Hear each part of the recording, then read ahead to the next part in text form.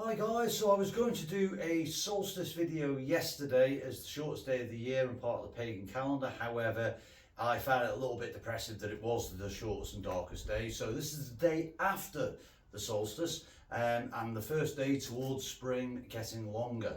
So positive note going into Christmas and the new year, etc. I wanted to do a very quick video. This is a thank you video for 2025. Of all the people who've helped us move forward to where we are today. I wouldn't be sat in this little mini workshop building at the moment if it wasn't for all of the generosity across the board from people. So first of all, to the unsung heroes, to the people who are not at the top of the food chain in companies and organisations, but have seen massive wastage, stuff getting thrown away, and have reached out and said, is this any use to you? So things like all of the timber, I mean this building, the framework of it is 90% recycled material. And thank you very much to the people who made that happen. It was a quick run with the trailer and it transformed our ability to be able to build this tool shed. To James at JCK, again with roof sheets and things like that, coming off a building, they're just scrap value, but to us a little bit of fettling, and we've got them up and we've got a watertight building. So absolutely brilliant, thank you very much for that. There are so many other people, the likes of Tom at Lake Surfacing, who's helped us massively out with the storage yard, filling it all up with hardcore so we can get that up to level above the water table. And to Barry down the road last year, obviously last summer, we got well over 300 tonnes of hardcore from him, and that's all helped progress all of that side of things. So a massive thank you to all these people who've helped. To the Elizabeth Clucas Trust this year, they've donated some money to the project to help us move forward over the winter. So thank you so much to all the trustees of that organisation for making that happen and helping us out. To Unique, to Mike Byrne, to Matt T, people who have jumped and helped when we've been struggling a little bit. Thank you so much. To the Derby Fruit and Flower Show for donating funds from their show to us. Thank you so much for that as well. I'd like to thank our core team of Claire and David Manter, Martin Critchley, Anita Comber, Kellyanne and Julie Quayle, for all of their hard work over the last year or so. It's been very much appreciated. I know we've had our backs against the wall. As an emerging charity, we have nothing to show at the moment, so we're relying on people's faith and our resolve to get this done, which we still have, and it's completely intact, by the way. But it is very difficult to sell an idea to people of what we're going to have here. It's not going to be a tin pot facade of a Viking village. It is going to be a living, breathing Viking village. Some of it built with timber that far predates the Viking era, with some bogwood that we've got and stuff like that. So there's going to be an awful lot of passion, love and care goes into this project to make sure it delivers exactly what I've got in my head of how it should look and feel. So as I say, there are so many people to thank.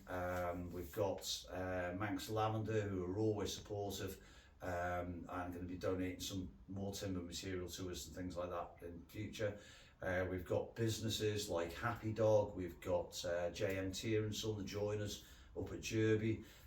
We've got Trustworthy, who are making the new trusses for the main workshop, which is going to be a full woodworking workshop. This is going to be a dirty workshop, so to speak, for sharpening chainsaw blades and things like that. But we don't want any of that metalwork and oil and grease in the woodworking workshop, because that's going to be to make products that we can sell to fund the project. Since we get absolutely no funding or help from the Isle of Man government, or indeed as a result of that, Manx Lottery Trust have categorically said they will not fund the project. We are reliant entirely on the private sector and individual donations. So there is a lot of scope now for sponsorship in the likes of, when I do these videos in the workshop, there can be company logos behind me and things like that. I've got no problem with this. The L200 Bracken, putting company logos on that. On the bandsaw mill, when I'm doing milling videos, and the front of that is available there for corporate sponsorship and things like that.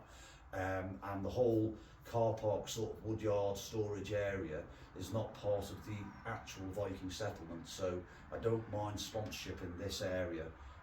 But obviously the Viking area itself, I want to keep that as pure and traditional to the era and things like that. So there will be scope long term in the longhouse, And when we get that built, we'll be getting shields made to go on the walls and things like that. So a company logo can go on one of those shields and things in the longhouse. But now is the time. Now is the time for companies to show some faith in us, and look forward to when this is all built and the ace things that it's going to be able to deliver. At that time, we probably won't really need anybody's help because it'll all be built and all the major expenditure will be done. But it's now that we need the help, and it's now at this foundation point where you can get involved and put your name to the project now, and in a couple of years' time when it's all built, you can reap the rewards of the investment that you put into the charity. So that's my overall message. Thank you so much to all the people that helped. I'm so sorry if I've forgotten anybody, but there's so many people that help. Like to Gary and Martina, just moral support, emotional support, stuff like that, mental health support, keeping me optimised, keeping me positive all the time, knocking any negative thoughts out of my head and things like that. I've got a great network of friends who are very supportive and have been supporting me through these last few years.